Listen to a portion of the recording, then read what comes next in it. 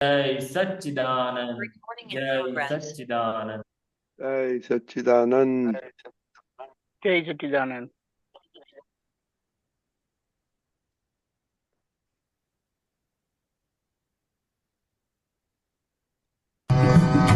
સહુનું આડું યા અવળું જુએ છે નાની તો સવડા કરુણા રાખે છે હરદમ છે મુશ્કેલ નાનીને કરવા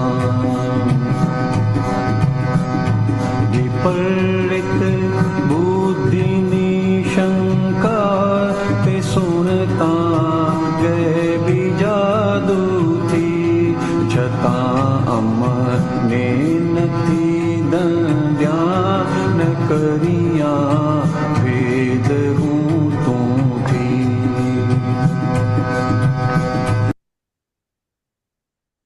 જય સચ્ચિદાનંદ. સહુનું આડું યા અવળું, એમાં આપણે બધા જ આવી ગયા. કારણ કે બધી વિચિત્ર પ્રકારની માન્યતા લઈને આવેલા છે અને એ માન્યતા આપણે ઓળંગી નથી હતી. એટલે એ માન્યતાની સામે સાચા ખોટાની, પછી એની સામે આપણી ચિકાસ છે, એટલે કે એનો આગ્રહ છે કે આમ જ હોવું જોઈએ ને આમ ના હોવું જોઈએ.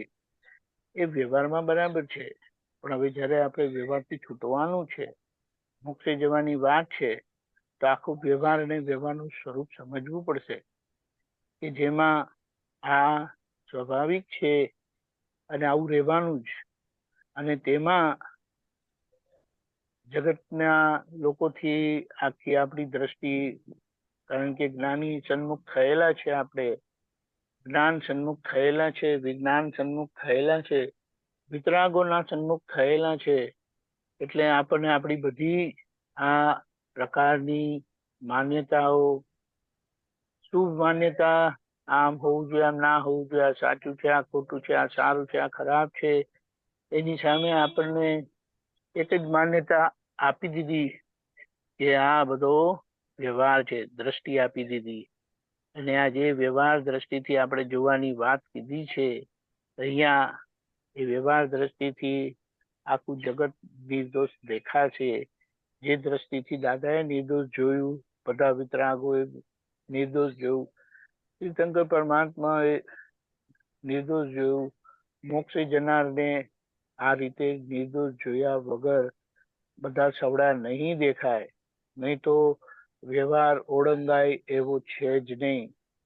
ખરેખર જોવા જાય ને તો પોતાના માટે જ એટલી બધી માન્યતાઓ છે. પોતાનો જ વ્યવહાર, પોતાને લાગેલો મન વાણી કાયાનો જે યોગ છે, ત્યાં જ એ વ્યવહાર પોતાનો ઓળંગાતો નથી. માટે બીજાના માટે પણ આગ્રહ, ખેંચ, પકડ એવું રહે છે.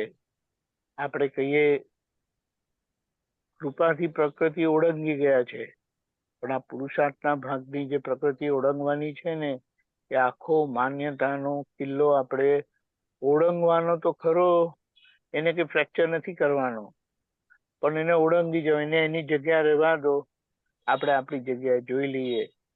ત્યારે પછી આપણને જ્ઞાની પુરુષની દ્રષ્ટિ સમજાય, જ્ઞાની પુરુષ ઓળખાય, એટલે જ્ઞાની પુરુષ કડાય. બીજો ભાગ જે બુદ્ધિનો છે, એનો નિકાલ થયો નથી. બુદ્ધિ કેમ ઊભી છે? તો કે છે હજી ડિસ્ચાર્જ અહંકાર રહેલો છે. એટલે ભરાઈ પડેલો મારાપણાનો અહંકાર રહેલો છે, અને એ મારાપણાના અહંકારના લીધે ભગવાનનો પ્રકાશ એ અહંકારથી આવતો. એ બુદ્ધિ અહંકારનું જ રક્ષણ કરે છે, અહંકારને જ પોષ કરે છે, અહંકારને જ પંપાડે છે. ત્યાં આપણે સમજી જઈએ અને ઓળખી જઈએ, કારણ કે આપણે કેન્દ્રમાં બેસાડ્યા છે, આપણે પોતાની જાતને નિષ્પક્ષપણે જોઈ શકીએ છીએ.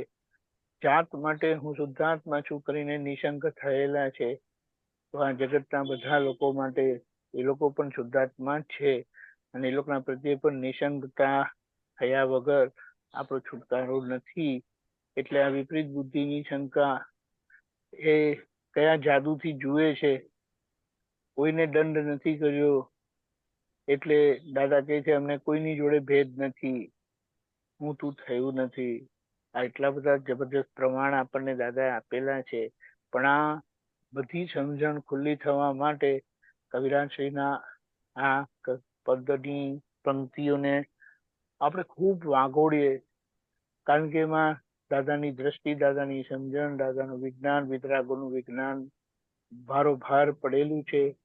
એ કેવી રીતે આપણી આંતરદ્રષ્ટિ, આંતરચક્ષુ ખોલશે ને સ્થિર કરશે ને આપણાથી કહેવાય એવું નથી. આ તો દાદાની જ વાત આપણે સમજીને દાદાએ કીધેલું તે પ્રમાણે કરીએ, તેમાં જ આપણું સર્વસ્વ કલ્યાણ રહેલું છે. દાદા ભગવાન, બધા દેવી દેવતા આપણે બધાને ખૂબ સમજણ, જાગૃતિ આપે. આપણે એવા સરસ તૈયાર થઈ જઈએ કે આપણને જોઈને લોકોને દાદાના દર્શન થાય, આપણી પ્રકૃતિ દેખાય નહીં, પણ એ વ્યવહાર આપણે પોતાનો ઓળંગવાનો છે. જય સચ્ચિદાનંદ, જય સચ્ચિદાનંદ.